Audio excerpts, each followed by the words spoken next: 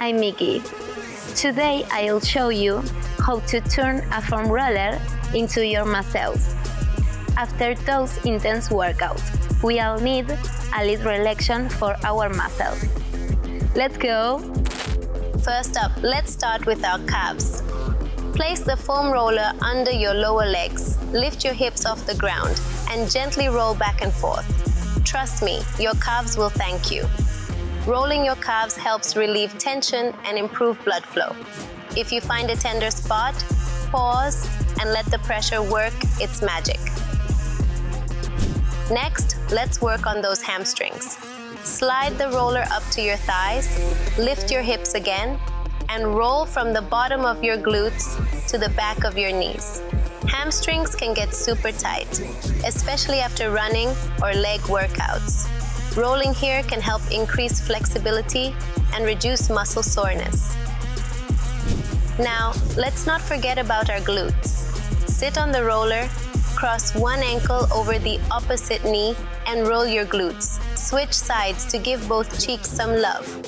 Targeting the glutes helps with lower back pain and overall hip mobility. Plus, it feels amazing. Time for the back. Lie down with the roller under your mid-back, feet flat on the ground, and roll up and down from your lower back to your shoulders. Keep your core engaged for support. This is fantastic for releasing tension in the back muscles. If you sit a lot, this one's a game changer. Next, the hips. Lie on your side with the roller under your hip and roll down to your knee. This one can be intense, but it's great for runners. The IT band can get really tight, causing knee and hip pain.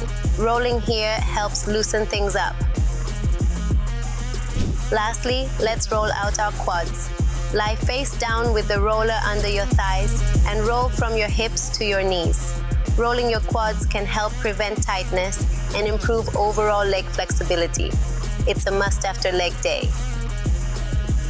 There you have it, a full body foam rolling session. Remember, self-care is key to staying fit and healthy. Please subscribe to my page. Bye!